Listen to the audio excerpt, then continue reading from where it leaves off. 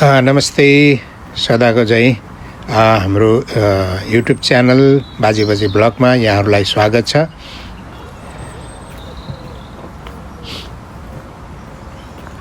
मौसम सफा छ, यहाँहरूले मेरो भिडियोमा पनि देख्न सक्नुहुन्छ।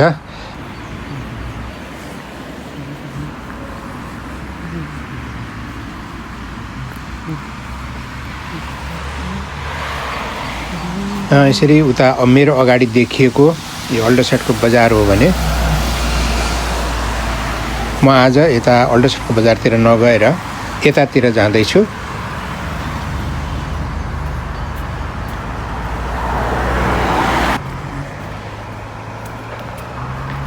आजको बिहानीको दृश्य मनमोहक छ।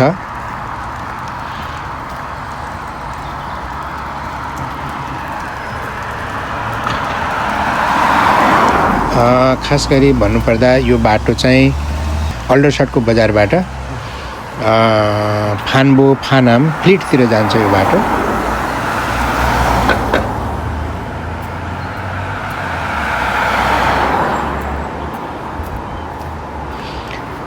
धेरै दिनपछि आज मौसम सफा छ, घाम लागेको छ।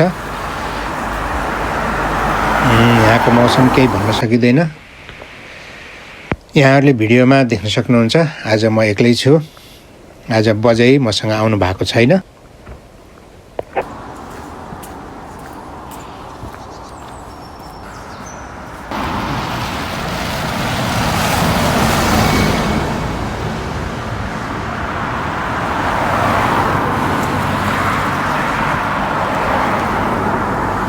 अहिले एउटा राम्रो बिल्डिङ देख्नुभयो मेरो अगाडि। यो यहाँको हस्पिटल हो, अल्डरसटको हस्पिटल हो। अल्डरसट सेन्टर फर हेल्थ भनेर यो सरकारी हस्पिटल हो। म आज यो हस्पिटल हुँदै गाउँतिर घुम्ने योजना छ मेरो। अहिले करिब बिहानको 9 बजिसकेको छ।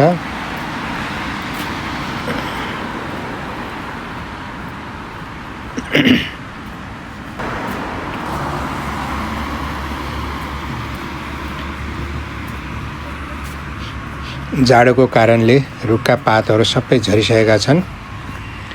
साना साना बुट्टाहरू सुकेको जस्तो देखिरहेको छ। यहाँले मेरो भिडियोमा पर केही चिजहरू देख्न सक्नुहुन्छ। त्यो बच्चाहरूको लागि खेल्ने ठाउँ बनाइएको छ। त्यहाँ बिदाको बेलामा यदि मौसम सफा छ भने बच्चाहरू खेल्न आइरहेका हुन्छन्।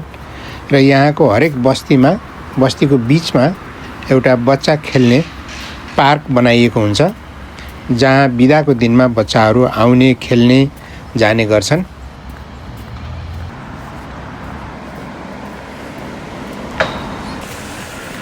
यो अगाडि देख्नु भएको बस स्ट्यान्ड हो। यहाँ बस आएर रोक्छ, मान्छेहरू चढ्ने झर्ने गर्छन्। र आज म हिँड्दाखेरि कतै मेरो भिडियोमा पनि तपाईँहरूले बस रोकेर मान्छेहरू झरेको चढेको देख्न सक्नुहुनेछ।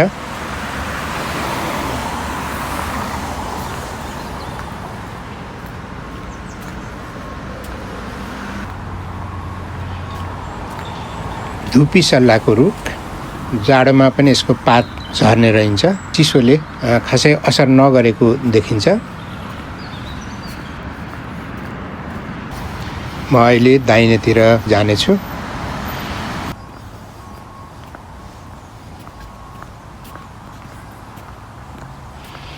यहाँहरूले मेरो भिडियोमा देख्न सक्नुहुन्छ यहाँको सुन्दर बस्ती।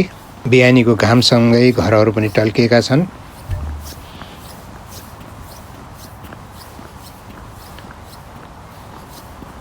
एउटा कुरा म के भन्न चाहन्छु भने यहाँको घर अगाडि अथवा बाटोको माथि कतै पनि तपाईँले कुनै पनि तारहरू, बत्तीको तार, टेलिफोनको तार केही पनि देख्न सक्नुहुन्न।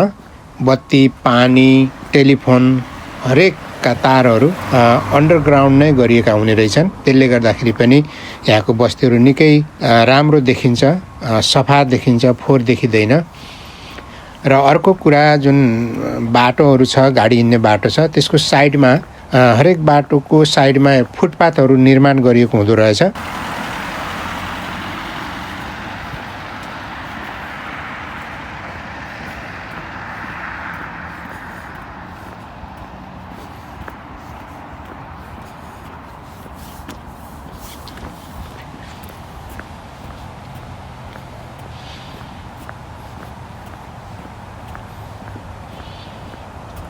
तपाईले मेरो भिडियोमा पनि देख्न सक्नुहुन्छ। बाटोमा गाडी हिँड्ने बाटो एउटा साइडमा छ भने अर्कोतिर मान्छे हिँड्नको लागि सानो बाटो गराइएको छ। बीचमा हरियो दुबोहरू पलाइरहेका छन्। यो दुबो बाह्रैमासे हरियो हुने रहेछ, चिसोमा पनि मर्दो रहन्छ।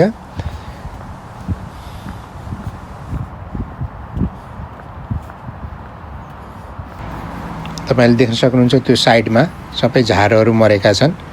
बिरुवाहरू सबै मरेको जस्तो देखिएको छ। मरेको त होइन, तर मरेको जस्तै पातहरू झरेर।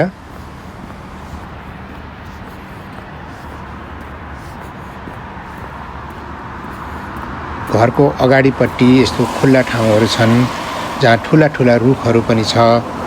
अब अहिले चिसोको कारणले पातहरू झरेर अलि उजाड भए पनि पछि खास यो बर्खाको सिजनमा भनौँ न, नेपाली चैत वैशाखको महिनातिर सबै हरियाली भएर मनमोहक देखिन्छन् यहाँको दृश्यहरू।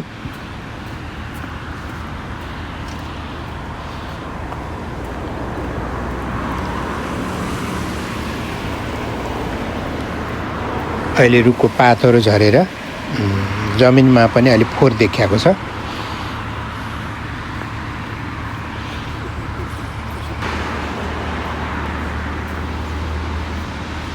घरको अगाडि चौरोहरू छन्, बुटाहरू। सुन्दर छ ठाउँ, सफा छ, धुवाँधुलो छैन। र एक हप्तापछि आज घाम लागेको छ।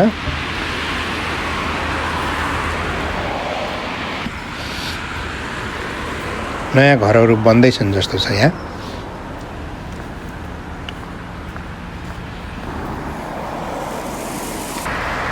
अघि मैले तपाईहरुलाई भनेको थिएँ यो बाटो कता जान्छ भनेर। फानाम, फान्बो र फ्लिट जाने बाटो रहेछ।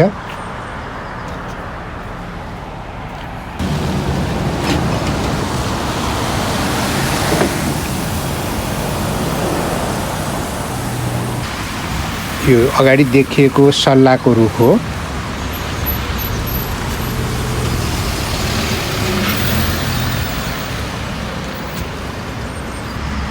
अघि मैले यहाँलाई भनेको थिएँ यस्तोमा बसहरू आउँछ, रोकिन्छ, मान्छेहरू चढ्छन् झर्छन्, यस्तो ठाउँ चाहिँ बस स्ट्यान्ड हो भनेर भनेको थिएँ। यहाँ हेर्नुहोस्, तपाईले देख्न सक्नुहुन्छ।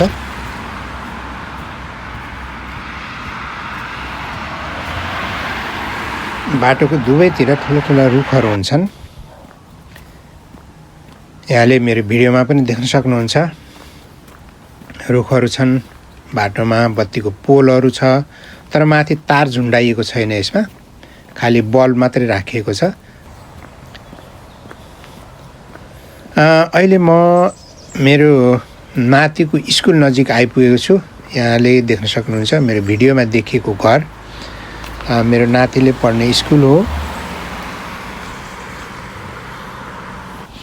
म अहिले अल्ट्रासाउन्ड बजारतिर फर्किसकेको छु।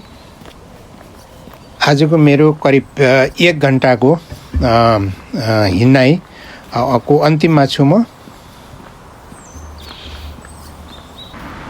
यहाँबाट सिधै अगाडि गयो भने हामी अल्ट्रासाउन्ड बजार जान्छौँ। तर अहिले म सिधै अगाडि जाँदैन र मेरो देब्रे हाततिर भएर म आफ्नो घरतिर जान्छु भने यो देखिएको अल्ट्रासाउन्डको बजार हो। हवस् त, आजको भिडियो यहाँलाई कस्तो लाग्यो कमेन्ट गर्न नबिर्सनु होला। अहिले भने भिडियो बिदा हुन्छु। नमस्ते।